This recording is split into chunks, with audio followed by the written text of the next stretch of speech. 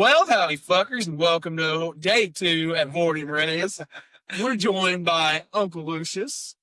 Yeah. How you guys doing? We're great. We're 3/6 of Uncle Lucius. 3/6 that a lot. It's a combination. Some high level math. Quick math right there. I want to rewind that. Oh no. If you folks at home. I didn't know this was an educational show. Oh, Hey, we cover all that with beer. With beer. teach me anything. People that have never seen us coming across their TikTok timeline with this intro. Welcome. It's a good ambassador.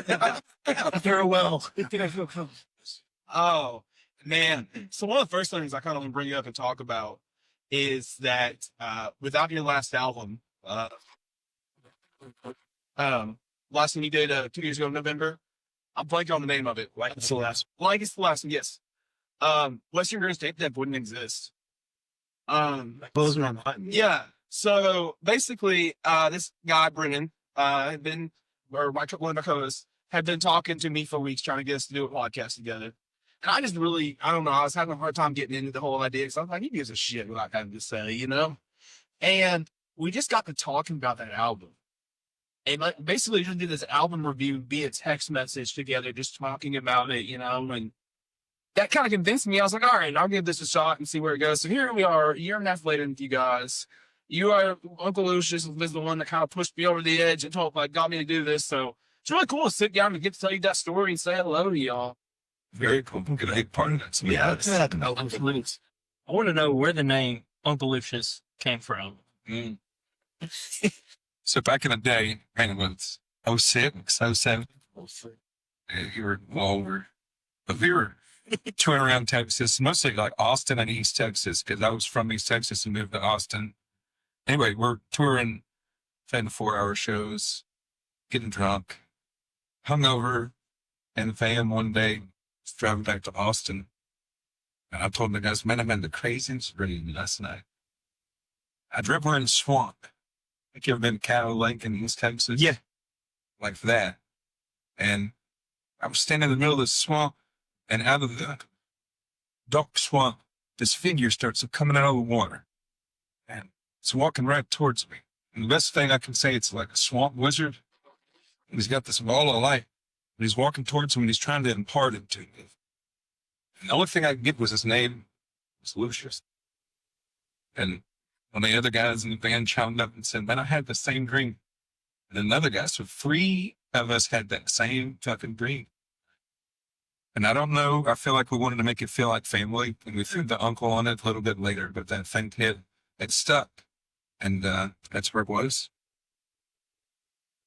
Then the LSD. Yeah, man.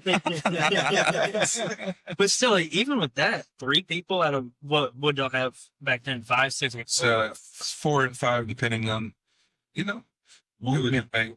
Quick math, we're looking at what, 75%? You know? Stay in the fool. So that's pretty crazy that, you know, everybody, you know, has different experiences on different things and whatnot, you know, but for 3 of y'all to have pretty much the same dream. Do you want the real story? Oh, sure. So I want you to tell everybody that story. That's a better story. Yeah. Trey. Never let the truth get. Everyone leave it at Perfect. the myth. Suspension. Go to an Uncle Lucius shows. And Well, he may. tell the story on stage. Might not. You gotta go find out. He was like telling the story. He's like, yeah, we're in the swamp and this wizard get. And I was like, you know, that kind of fits like their music. Like they're all Texas funky, and that's kind of a funky story. So yeah, Cattle Lake does make all sense in the world too. There you go. Right. When it comes to an origin story, you know, creation myth, Yeah. you want to reflect who you are. Whiskey Myers has never told the same story twice. I think one of the favorite interviews I've ever seen him do was he was like, we were down in Mexico and we were broke, and so we put this money on this fighting chicken, and his name was Whiskey Myers, and that's all the money we got back. That's pretty good. Fighting chicken, love that. Yeah. And he just told it like so calm, like same way you did, like it's tired. Yeah. Set up with that. Yeah, you kept the eye contact, and I was like, "Oh shit, we're going." Yeah, Definitely sold the bit. If it's truth or the myth, print the myth. Yeah, Print the legend. you guys sure myself, So, well, you guys have been around for a long time. I think you guys took a little bit of a break and then came back out about 2 years ago and been hitting it hard. I've seen guys all over the place. So, Yeah, man, we 2006 to 2018 was 1.0, and then 5 years off, and then 2.0 started in 23. So yeah, good solid 2 years back at it, and we have been all over the world. yeah. We've been all over the United States, Australia, and Europe a couple of times on this first trip on that. we've had several conversations with people who kind of took a couple year break or something. How beneficial was that for you? Did you? Because like I said, we've had several people kind of I wasn't in it. I kind of fell out of love. Domino's a great example. We're really good buddies with him, and once he started up his own thing, kind of managing other artists, he was like, I need to put more focus in then. And then it got to the point where I don't think people still listen. Nobody would care if I put out an album, and I don't think people, all that thing. And first time we recorded with him, I called him a pussy and a bitch for not putting anything out. And everything just flies right off the dome. And as soon as I said it, I just sat back and I was like, oh, okay, I just fucked this all up. And Brendan, the other co-host, he chimed in as well. And then now, 2-3 weeks ago, he put out You bullied a new right? Yeah. It's into. It's a good time. We're both. But how beneficial was it for you to kind of take a step back and then now coming back into it? I mean, it's all about supply and demand on both sides. What you just mentioned, nobody's listening, nobody cares. Make yourself a little scarcer. They'll start listening, they'll start paying more attention. But also on your side, it's the thing that in the older version of whatever, when the burnout creeps in, it's because you're doing it every day. It's not special. You're just kind of, you're not going through the motions, but you have to summon the specialness. So take some time off. Yeah. Every gig becomes more valuable to you. He's learned something here. He said, make yourself scarce, make the demand go up. That's what we did. 14 years. They held out. Well, it's also if you're touring, playing shows 250 days out of the year, I mean, that takes a toll on everybody. Don't care. You can be Superman. It doesn't matter. Eventually you can hit it hard for 3-4 years straight.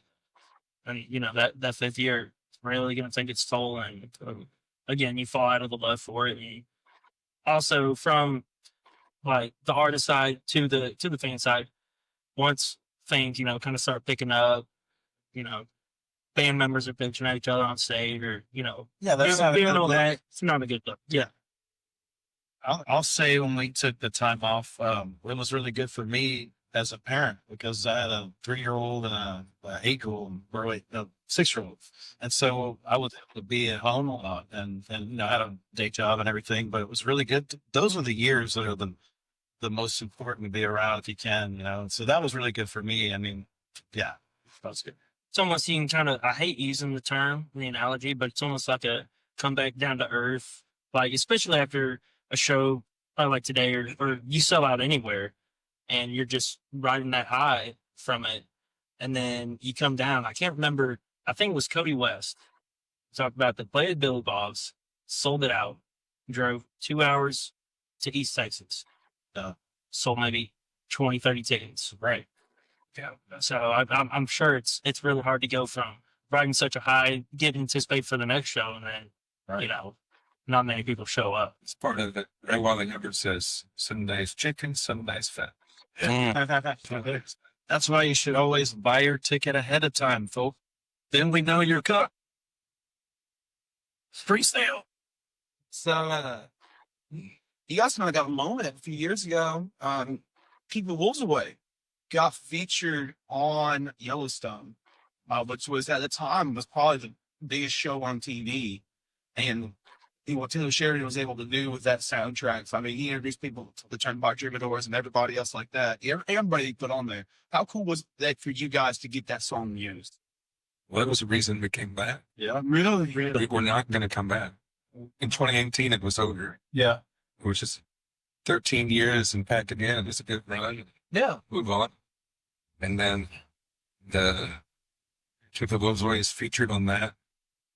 And that's what I did. I looked up. I'd never heard of Yellowstone. Yeah. And I looked it up, and it's the #1 Yeah. television show in the United States. What? Let's look into this.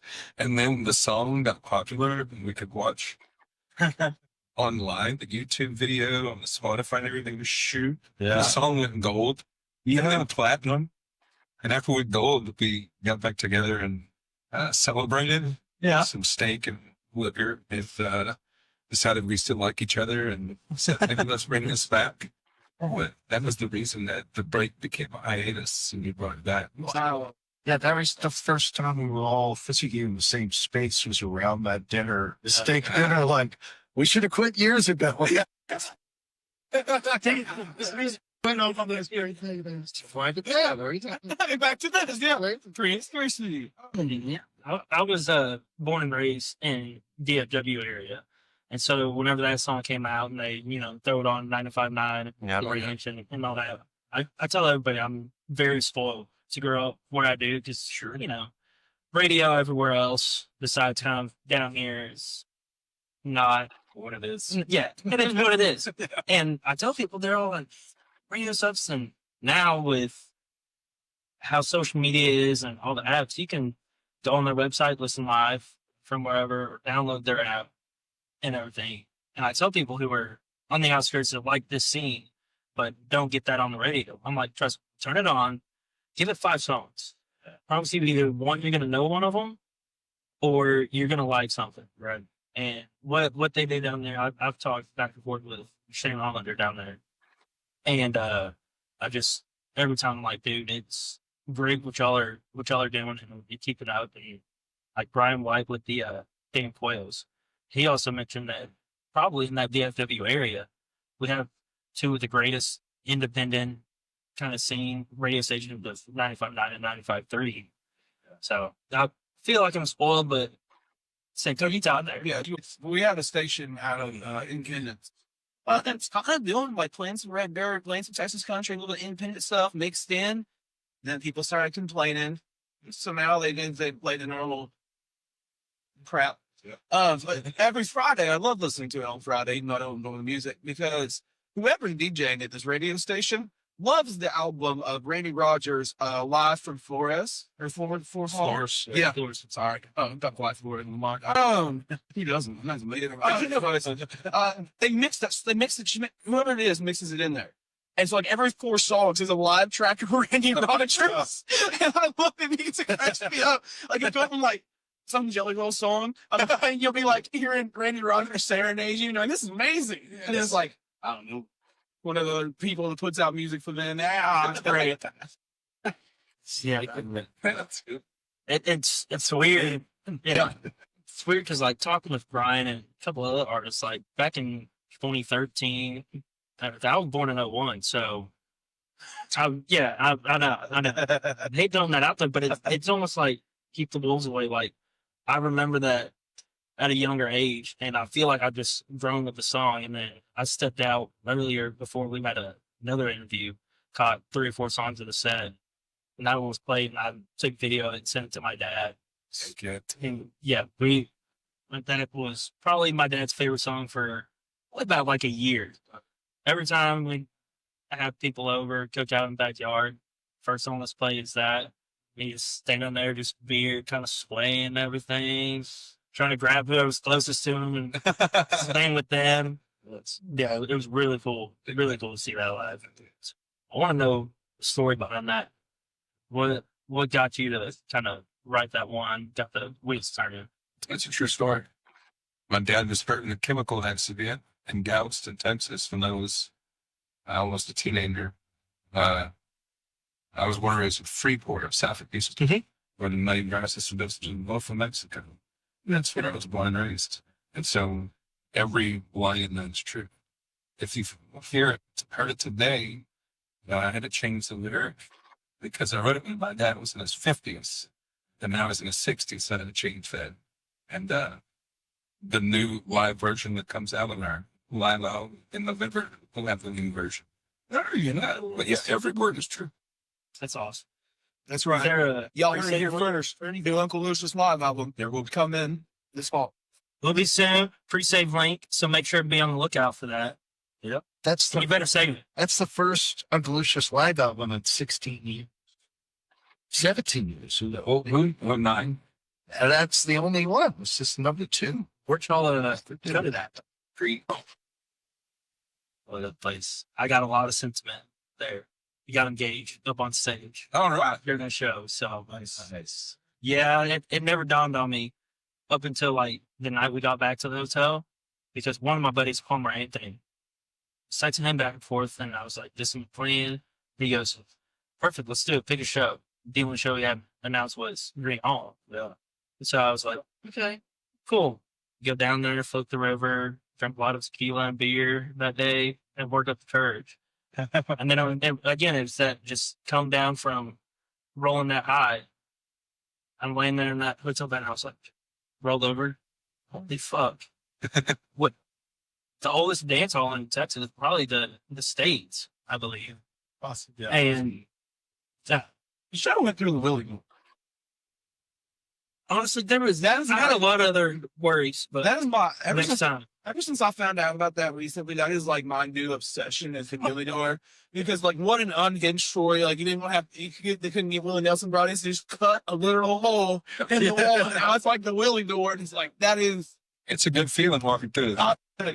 They made steps forward, Yeah. just, I don't want to walk through. I just want a picture taken with it, just like just another, I remember who we were talking to. Max Stone. Was it Max?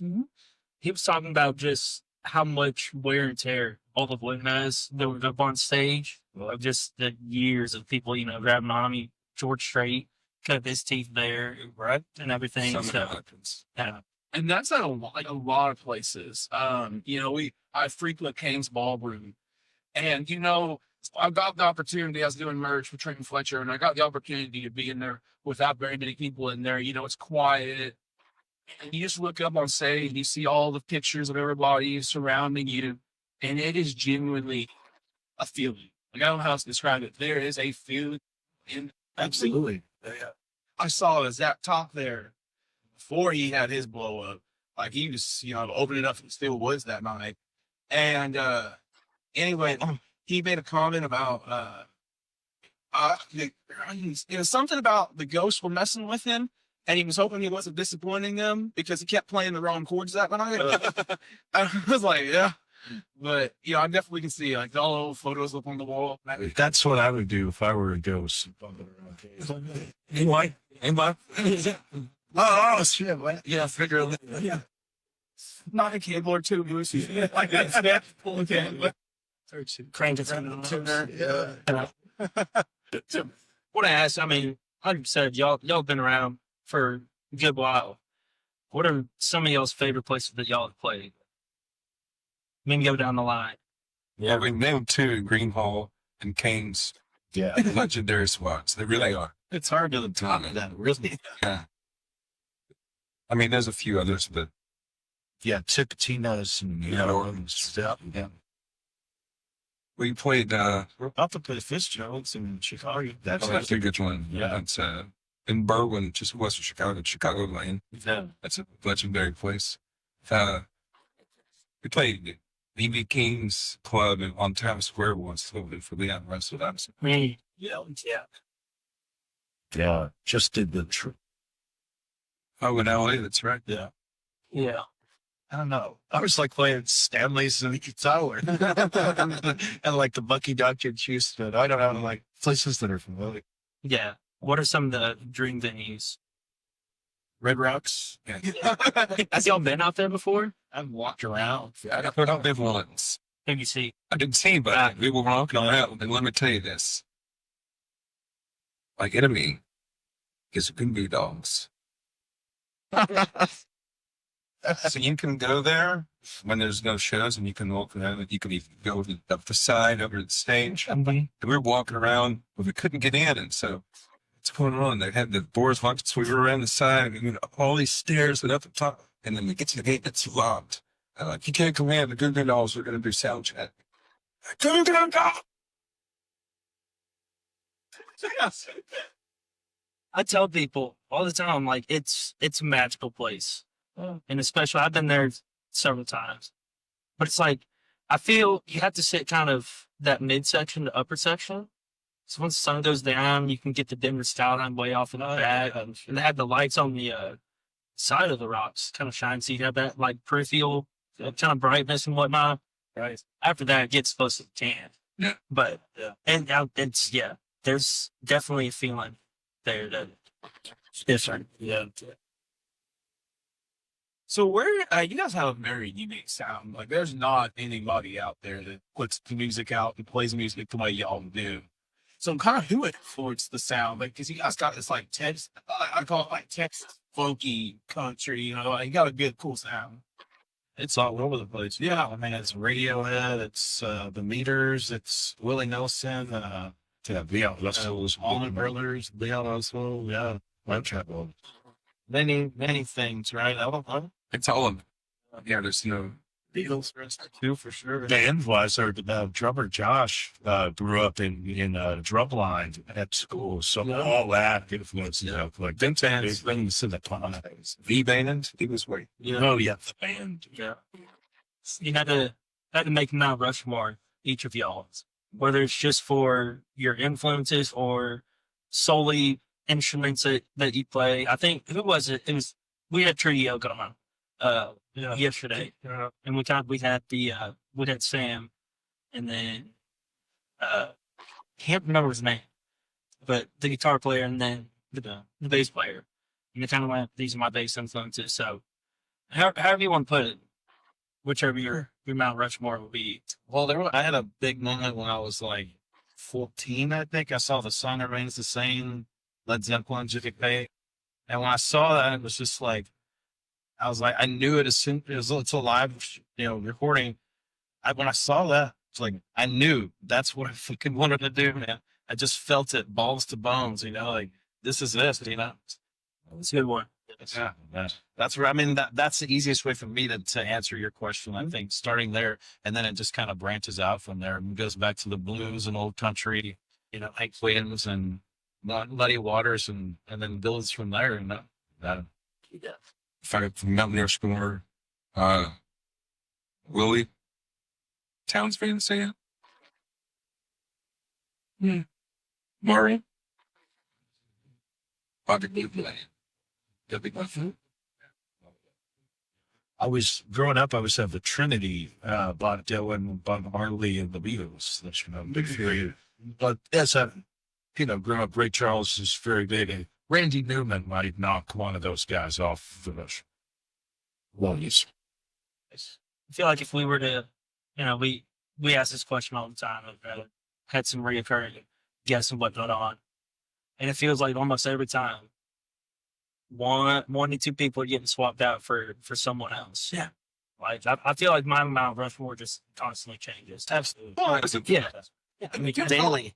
Yeah, depends on my day, and like most days, I'm saying, I'm like, Cody Canada, Push Bowling, and Stony out every other day, depending on who I'm listening more that day, and then Dwight Yoakam. It's really confused people, like how all these like Texas Oklahoma artists be like, yes, and then Dwight Yoakam, because the Bakersfield sounds amazing.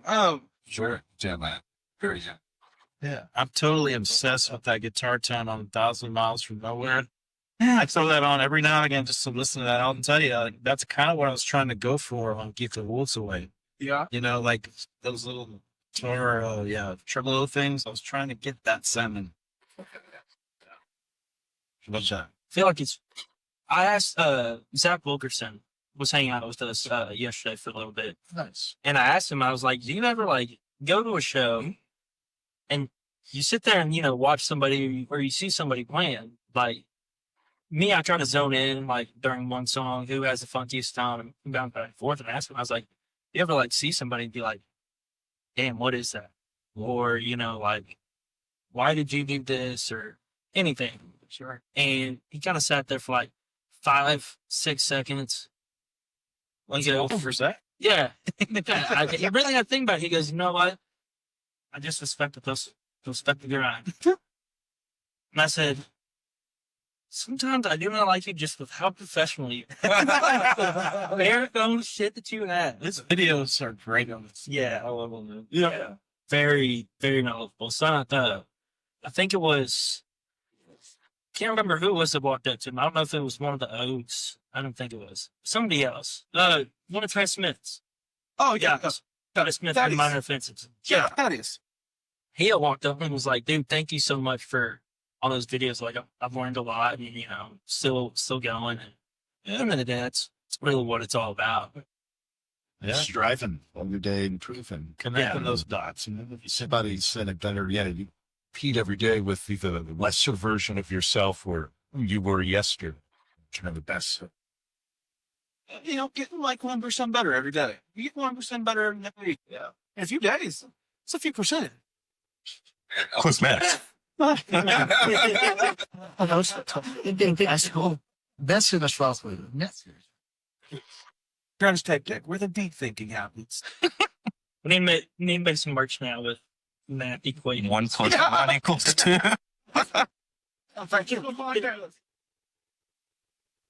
what do you call this? The marathon stickers on the back. We had you guys are talking to Cole Phillips. He said he'd been on tour with him. We had him in here right before y'all.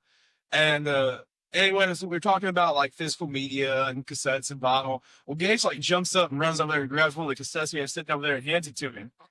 And he's like, "Oh, cool. Now I have to get a tape." And I was like, "Western grunge, making people buy tape decks." Yeah, well, it was. He was like, if you don't have a tape deck, then fuck you. Fuck you. And I mean, it pulled the whole Ricky Bobby thing, held it out. Ricky Bobby. Damn. It was a great time. Like we had like we're in the middle of the conversation. I was like, after we sat there for a few minutes, laughed. I was like, "So what were we even talking about? Like, how did we get here?" Right. Tangent. So, but we talked about your record coming out in November. Free save link. Here Live album. soon. Live album. To the green. Anything else? Any plugs, rants, Well, shouts, raves? we recorded a Blaze Foley song that's going to come out on a various artists album. We were told before the end of the year, so we don't know the date, but soon-ish. Could you say which song? We're recording a song called Election Day. Really good tune on Blaze. Shout out to the tape song. And then, let's see, I think this may come out next week, I believe. So, whatever shows you got coming up, I know you got Kansas City tomorrow. We're heading up the spine to Wisconsin and back. Next Kansas. St. Paul, Chicago. St. Louis. Madison, Wisconsin. Appleton, Wisconsin. Small town, Wisconsin. You go towards the showboat. You guys over. Yeah, if you reached out to them, I think they were hooked up. Yeah. Yeah. They're definitely that movie. I've never made it out there yet, but It's great. they seem like great. That's the Wisconsin Riviera. Yeah. They roll out the red carpet. If they took a carnival and made it into a town. All right, listen. This conversation's come up. I actually agreed to or got told that I'm going out there to see if it really exists next year. But is the McDonald's like really like wooden cabin themed? I never saw it. Never to McDonald's. Oh, good. Their friends are. No, we spent AI generated. Maybe thinking of that one here that straddles the highway. You also have Where? and that's like the biggest one. That's Oh, the Royal Biggest one in the world. Though. Yeah, the guys that like go over the turnpike. Yeah. It's the medium. You didn't James Virtue song. Yeah. Oh yeah. Yep. Nice. The Road Warrior. All right. Well, you want to wrap it up? Thank y'all so much for taking time out of your day to come down. Yeah. Thanks for having us. Number one, go stream Uncle Lucius. Number two, go follow them on some form of social media, if not all forms of social media. Number three, take yourself out, eat some Chinese food this week. It's good for you. Love yourself. Love somebody. Love another person. Love Gage. He deserves it. Has you covering me up? You don't need to look at his beautiful face. You matter. You matter. You're You matter. You matter. You're made. You Say that or no? You are of matter.